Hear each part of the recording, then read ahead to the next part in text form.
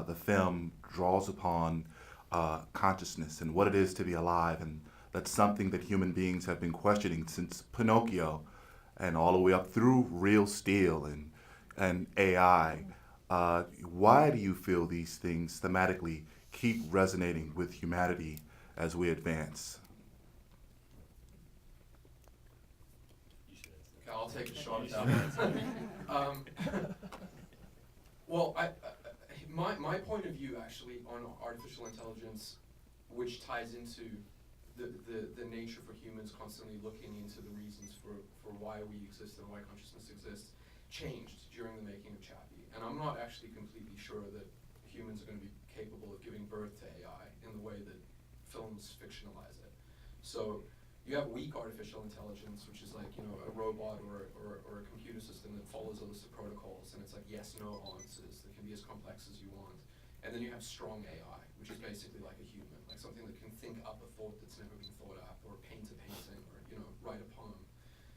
So in the realm of strong AI, or in the realm of human consciousness, I think that it's been something that troubles humans or forces us to look at it over and over for millennia, or as long as we've really been conscious, because there is no answer. There is no explanation for us to, you know, even for 1% to grip onto and to hold onto. So we just don't know why we're here. We don't know how consciousness is created, and we don't know the nature of consciousness, whether it becomes a spiritual and philosophical discussion, or whether it's simply running, you know, electrical currents through synapses and it leads to consciousness.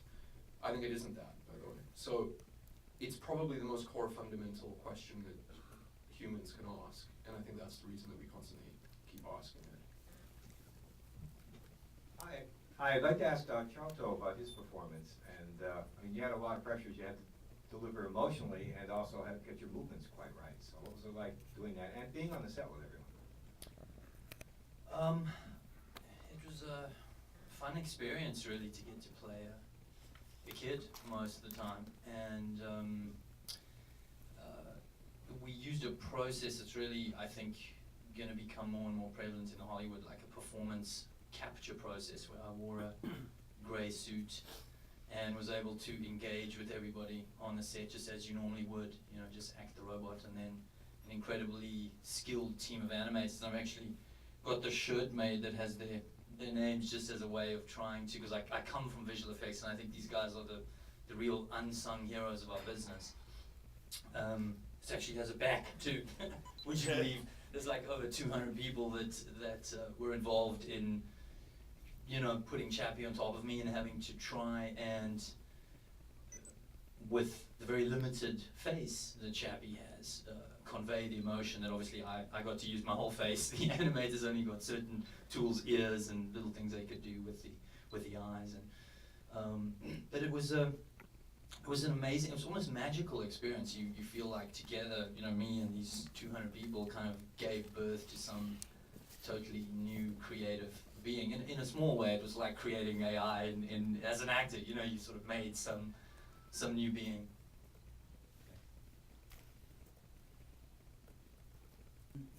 Well, I think every science fiction film I've done is, they're pretty distinctive in terms of their world. And what I love about Neill's films, all three of them that I've seen, is that, you know, sometimes people think of sci-fi as sort of film light. And Neill's films always have such an underpinning of something that's actually very important for us all to discuss and to think about. And so we had a riotous good time making the movie. It was so happy, and it was so exciting for me to work in South Africa with such an international crew, to work with you and Charlton and Neill. But I also felt that the movie has so much to say to us in terms of what is it to be human, and in a sense, that word human is a hard word to define now, because there's so many inhumane acts in the film perpetrated by humans, not perpetrated by robots. So I just love how he has this cauldron going of all these very important issues underneath a very entertaining movie. I have a question for Neill. A lot of these themes that you touched in the movie are touched upon in Japanese anime, and I was wondering how much of an influence that might have been. Almost very little of an influence. I think when I was in my early 20s, I was quite into Japanese animation, but a lot of it was. It's like the same thing that I end up always saying, which is like imagery-based stuff is the thing that really gets me. And Masamune Shiero's imagery was a huge deal to me when I was sort of like 20. So I have all of the stuff that he's done, and I like the books that are like collections of stuff like Intron Depot and Bullets and that kind of work. But I didn't read enough of it or see enough of it, I think, to get into the concepts of man-machine stuff and discussions about consciousness and sentience enough. I mean, the most I saw was like Ghost in the Shell, and I haven't even really seen the Standalone Complex. But in terms of imagery, like the ears were from Barrios, from Appleseed. You know, I like the imagery. But strangely, as I've gotten older, my interest in it has sort of waned. I think basically what's happened to me is I just have become more interested in day-to-day, everyday stuff. You know, like news is almost more interesting to me than other people's fiction, if that makes sense. But other people's fiction in terms of design is still incredibly interesting to me. So it's a weird answer, but it's not. There's no direct parallel between the two. And thank you for making the maker brown. Never thought of that before. Yeah, Mr. brown Patel, maker. yeah. Was the issue of diversity, which I also appreciated, the languages, the different dialects, accents, excuse me. I really appreciate that. Was that deliberate, or is this just how you think? I think it's more just how I think. I think coming from SA, you know, I moved to Canada at a weird age as well, and I think I became aware of the fact that I had grown up in a place where there's so much of a sort of powder keg situation with race in South Africa, and also so many different issues around race that it's impossible to escape as a kid. And then I think by moving to Canada, it kind of amplified it. It wasn't like going to a country that's predominantly white and so you forget about it. It's like you can turn back and look at it with fresh eyes. And so I think race to me is something that's really on my mind a lot. And I think as a subconscious byproduct, it works its way into everything. I think a lot of the inspirations for me are very instinctual and subconscious. I don't over intellectualize stuff much. It's a very instinctual thing. And in terms of Dev, I mean, he's one of those people where when his name came up for that role, it was like a case of that it couldn't be anyone else. You know, it's kind of cool when that happens. It's sort of like, it's what happened with these two as well, but I haven't really had that on a movie before where it's just like you hear a name or you think of a name and then it just sticks. And it's like you cannot not be that person. And so Dev, I didn't write that with him in mind, but it's like the second you hear it, it's like it has to be him. And I'm sure there's some subconscious computation happening that just makes that work in my head. So, yeah. So is this thing on? Yep. I have a two-part question. One, who would win in a fight, Chappie or the robot from Interstellar? Tars. That's a very interesting question. Well, his super unique morphology as well. I don't know, man. That TARS thing is up to no good. So I guess a more real question is, so in Chappie, there's a deal with just robots and them having consciousness, and I think a lot of robot films are more like humanity versus robots. Was your choice all along to be this consciousness tale of robots enriching and enhancing human lives, or just did it happen on the way as you were writing the film? Like, oh, I can go in this direction.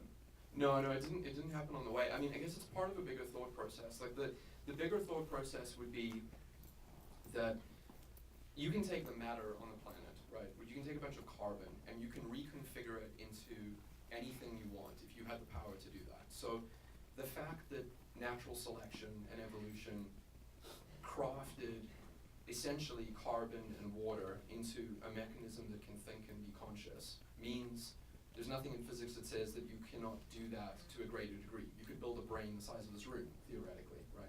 You could also build a silicon-based life form, and it could be sentient. Like there's no limit to the height that you can reach in terms of design once we figure out how to design things, theoretically, right? And then this gets into like God versus, spiritual versus sort of techno discussions about what's possible.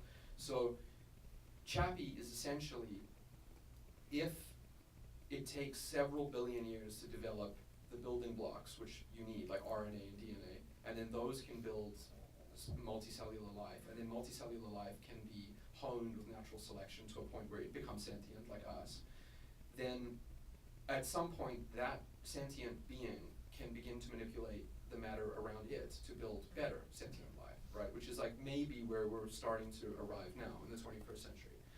So who's to say that when we build that there's a lot of evidence in evolutionary sciences that show that altruism and acting in ways that are empathetic to others are actually beneficial on an evolutionary basis. So this whole notion of like that the robot has to declare nuclear war is one part of the discussion, but it's like it may not be reality. The reality is maybe it can empathize to a far greater degree than we can, and experiences like a wider range of emotions.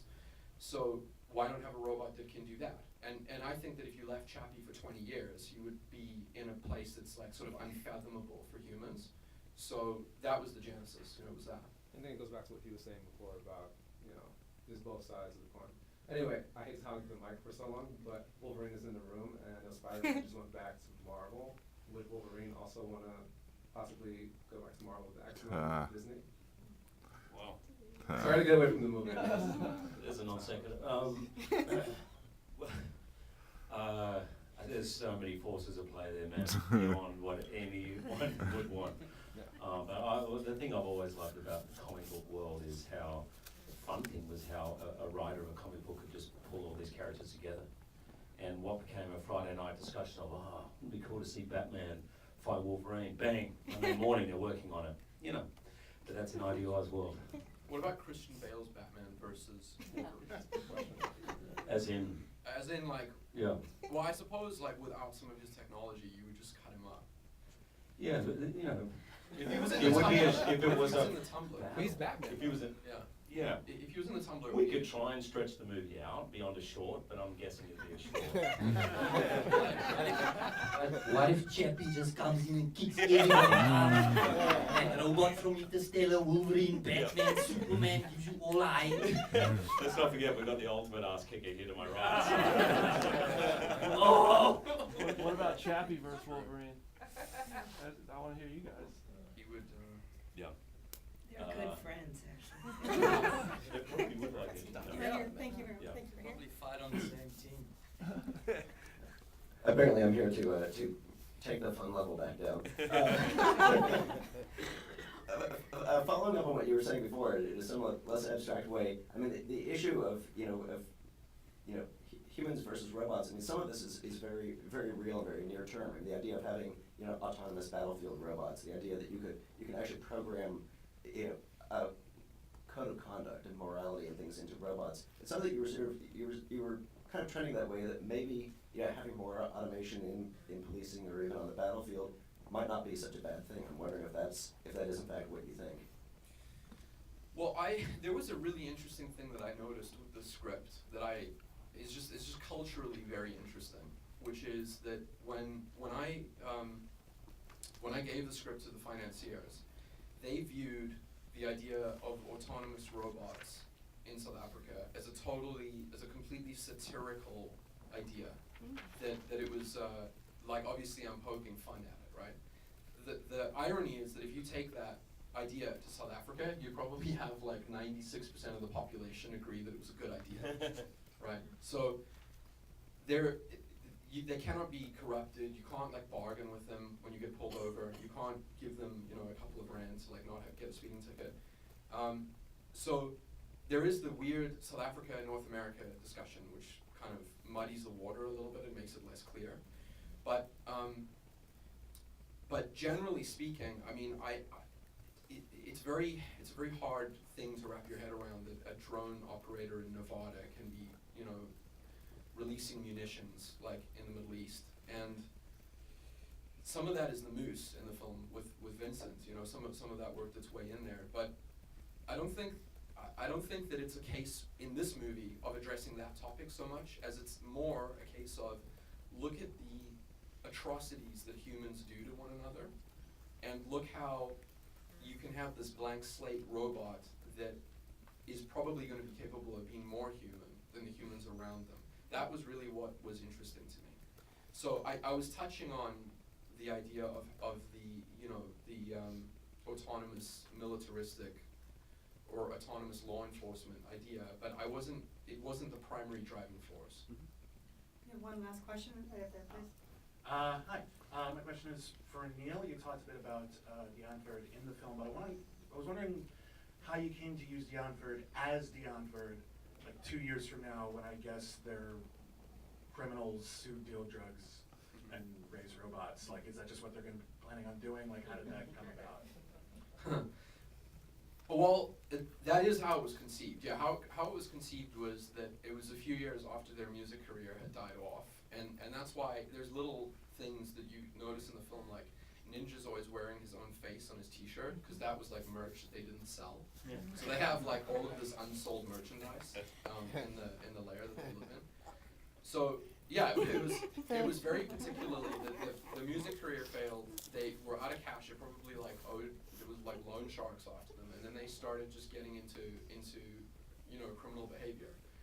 It was that clear. The thing that happened because of that choice was that